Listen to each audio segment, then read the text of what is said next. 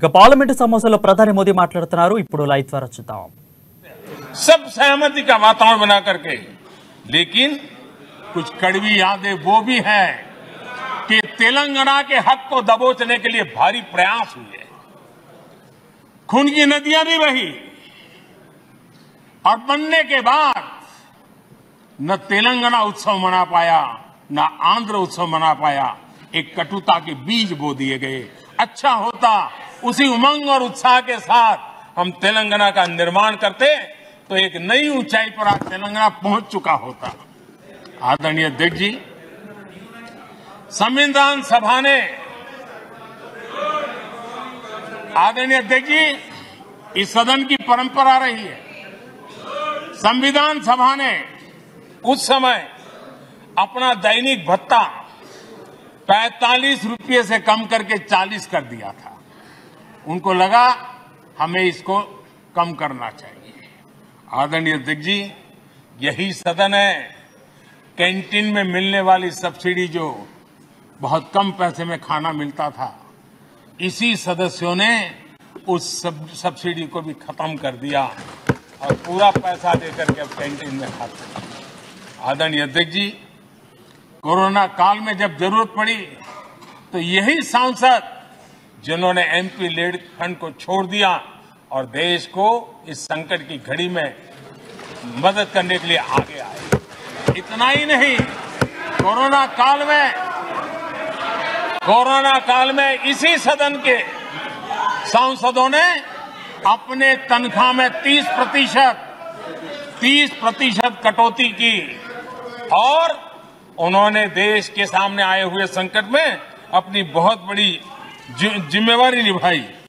आदरणीय अध्यक्ष जी, हम गर्व से कह सकते हैं, ये सदन में बैठे हुए लोग भी कह सकते हैं, हमारे पूर्वज जो सदन में बैठे थे वो भी कह सकते हैं कि हम ही लोग हैं जिन्होंने हम पर डिसिप्लिन लाने के लिए हमारे यहां जनप्रतिनिधित्व कानून में समय समय पर कठोरता बरती. नियम हमने ही लादे, हमने ही तय किया कि नहीं, जनप्रतिनिधि के जीवन में ये नहीं हो सकता. मैं मानता हूं ये जीवंत लोकतंत्र का बहुत बड़ा उदाहरण है और ये सदन ने दिया है, यही माननीय सांसदों ने दिया है और हमारी पुरानी पीढ़ी के सांसदों ने दिया है. और मैं मानता हूं कि कभी कभी उन चीजों को भी याद करना चाहिए. आदरणीय अध्यक्ष जी, हम जो वर्तमान सांसद हैं उनके लिए तो ये विशेष सौभाग्य का अवसर है. सौभाग्य का अवसर इसलिए है कि हमें इतिहास और भविष्य दोनों की कड़ी बनने का अवसर मिला है.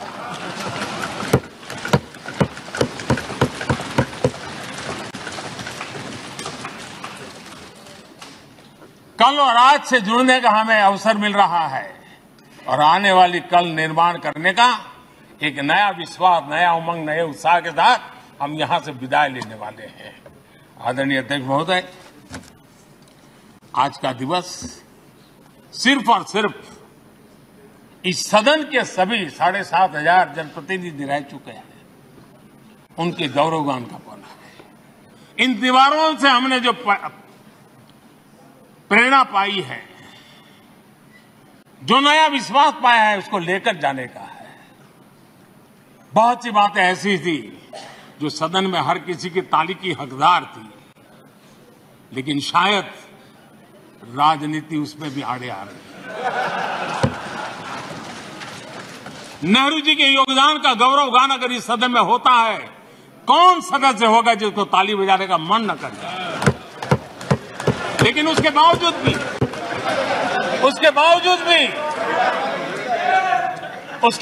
भी देश के लोकतंत्र के लिए बहुत जरूरी है हम सब ने अपने यहां सोच लें.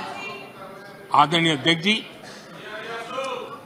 मुझे पूरा विश्वास है कि आपके मार्गदर्शन में और इस अनुभवी माननीय सांसदों के सामर्थ्य से हम नई संसद में जब जाएंगे तो नए विश्वास के साथ जाएंगे.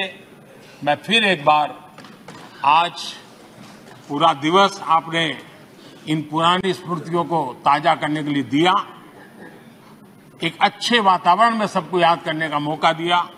इसके लिए मैं आप सबका, आपका हृदय से आभार व्यक्त करता हूं और मैं सभी सदस्यों से आग्रह करूंगा कि अपने जीवन की ऐसी मधुर यादों को यहां हम जरूर व्यक्त करें, ताकि देश तक पहुंचे कि सचमुच में ये हमारा सदन, ये हमारे जनप्रतिनिधियों की गतिविधि सच्चे अर्थ में देश को समर्पित है। इसका भाव लोगों के तक पहुंचे, इसी एक अपेक्षा के साथ मैं फिर एक बार इस धरती को प्रणाम करता हूं, इस सदन को प्रणाम करता हूं। भारत के मंदिरों से बनी हुई हर एक दीवार के हर एक ईंटे को प्रणाम करता हूं और पिछले 75 साल में भारत के लोकतंत्र को नया सामर्थ्य शक्ति देने वाले हर गुंज को, उस नाद ब्रह्म को नमन करते हुए मेरी वाणी को विराम कर देता हूं। बहुत बहुत धन्यवाद।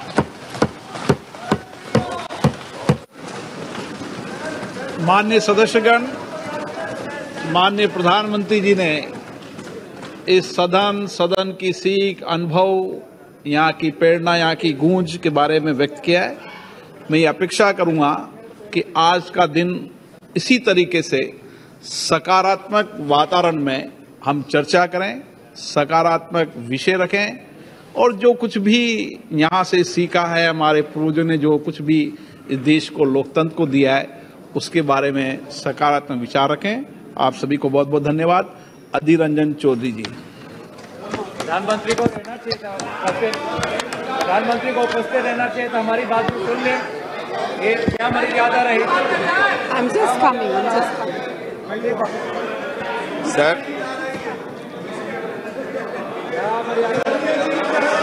ये हमारे ये उनका बैग यहीं पे है, उनका बैग यहीं पे है, उनका बैग यहीं पे है। ये देखिए बैग, आपके बैग यहीं पे। आप तो चली नहीं गए, आप तो चली नहीं गए। अरे बाप रे, चिंता नहीं आ रही है। आपके कहाँ गए? बहुत लंबी भाषण के। अरे भाई, आप कहाँ जा रहे हैं?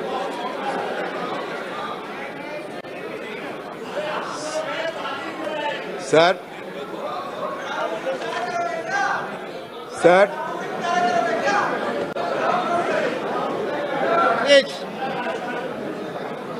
Please, sir, I must appreciate your endeavor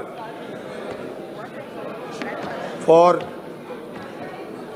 offering this opportunity to ventilate our views on the constitutional दिवस, संविधान दिवस।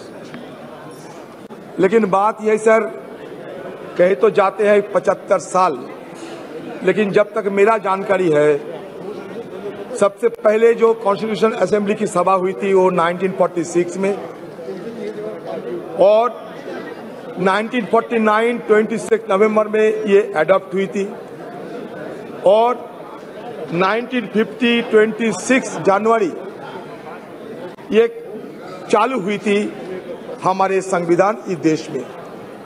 लेकिन आप कहां से 75 साल के अमृतकाल ये लाया गया, ये मुझे समझ में नहीं आते हैं। सर, सही मायनों में जब ये सदन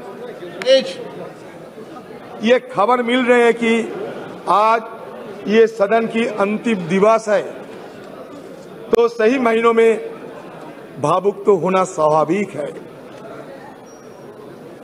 कितने सारे विद्वजनों ने, ज्ञानियों ने, पंडितों ने और देश प्रेमी ने हमारे ये सदन, उसके साथ साथ हमारा संविधान और ये देश की लोकतंत्र की रक्षा करने के लिए न जाने कितने योगदान किए होंगे। बहुत सारे हमारे पूर्वजों ने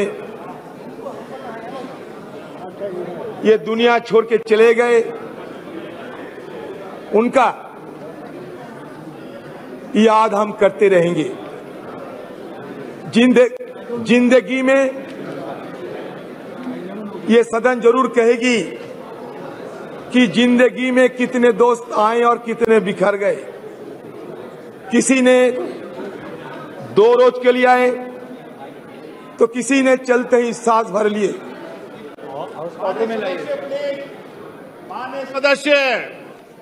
माननीय सदस्य प्लीज सिट डाउन, प्लीज। माननीय सदस्य नाम लेके पुकारूंगा। प्लीज बैठिए। माननीय सदस्य प्लीज बैठिए, बैठिए। सर कहे सर, जिंदगी में कितने दोस्त आए और कितने बिखर गए। किसी ने 2 रोज के लिए आए, किसी ने चलते ही सांस भर लिए, पर जिंदगी की दूसरा नाम है दरिया। वो तो बस बहते रहेंगे, चाहे रास्ते में फूल गिरे या पत्थर। उसी तरह हमारी ये सदन की कारवां ये भी चलते आ रहे हैं और आज भी ये चल रहे हैं।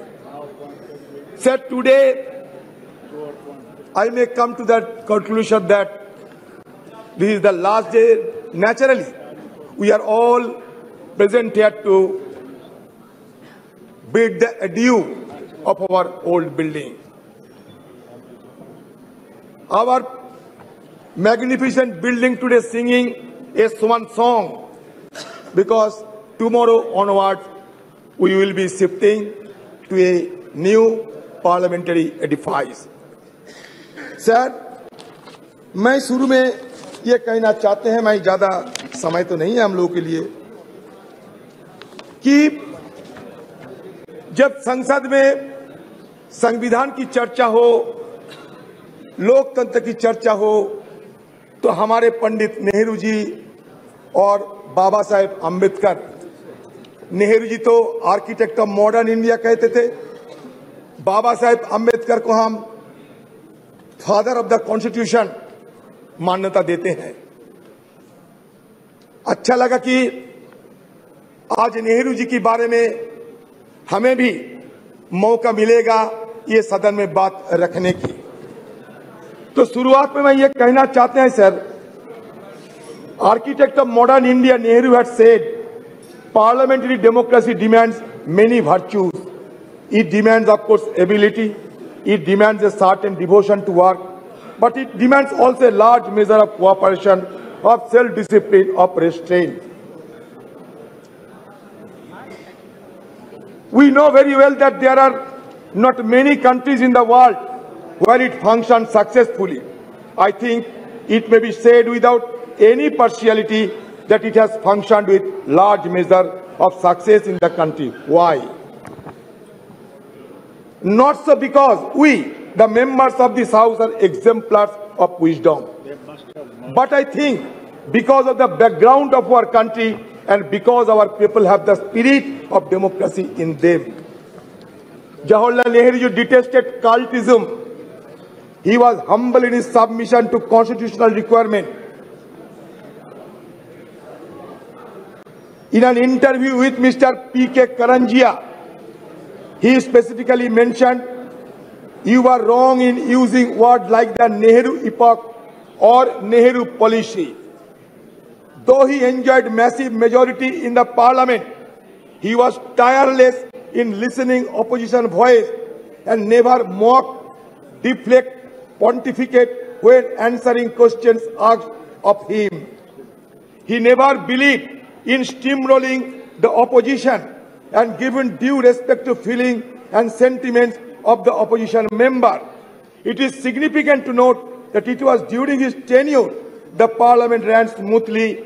He was not only led the nation in a difficult situation, but he was the prime force and pioneer who has given a wonderful beginning of our parliamentary democracy by his immense contribution.